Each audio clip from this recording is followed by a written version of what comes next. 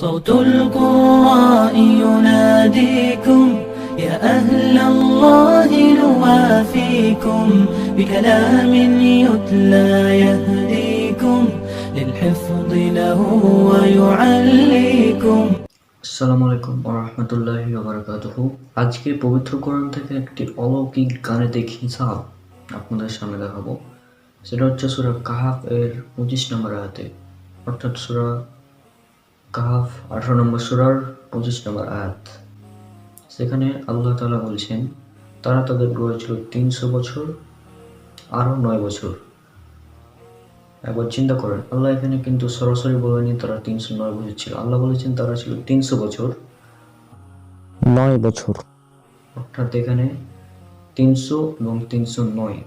এখন আমরা জানি সৌর বছরে 1 সৌর বছর সমান 365.2422 দিন, আবার 1 চন্দ্র বছর সমান 354.604 দিন।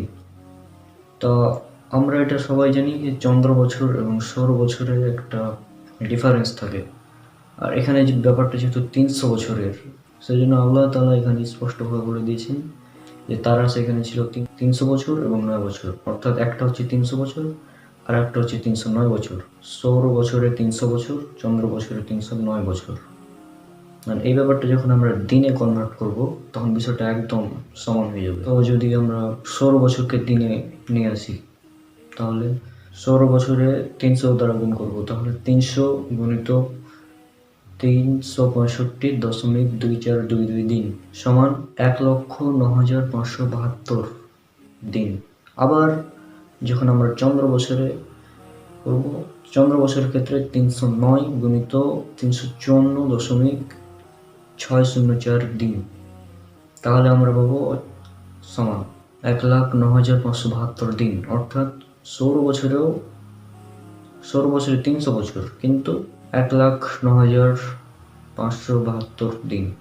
চন্দ্র বছরে 309 বছর, কিন্তু 1,09,572 দিন, অর্থাৎ এখানে সমান। তাহলে আল্লাহ এখানে সরাসরি এই জন্যে বলেননি, কারণ একটা চন্দ্র বছর এবং একটা সৌর বছর, এই বিষয়টা আল্লাহ বোঝানোর জন্যই সেখানে বলেছেন তারা সেখানে ছিল 300 বছর আরও 9 বছর। সরাসরি কিন্তু 309 না বলে তারা সেখানে ছিল 300 বছর, 300 বছর এবং আরও 9 বছর। তাহলে আমাদের হিসাবটা ক্লিয়ার, 300 বছর ও 309 বছর। তাহলে চিন্তা করেন, আজ থেকে 1500 বছর আগে এত নিখুঁত গাণিতিক প্যাটার্নে একটা গ্রন্থ রচনা কে করতে পারে? এটা তিনিই করেন, যিনি আমাদের স্রষ্টা আল্লাহ তাআলা। তো আমাদের সবার উচিত ইসলাম সম্পর্কে আরও বেশি বেশি জানা, কোরআনে রিসার্চ করা।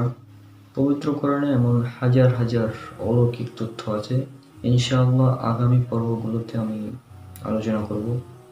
আসসালামু আলাইকুম ওয়া রাহমাতুল্লাহি ওয়া বারাকাতুহু।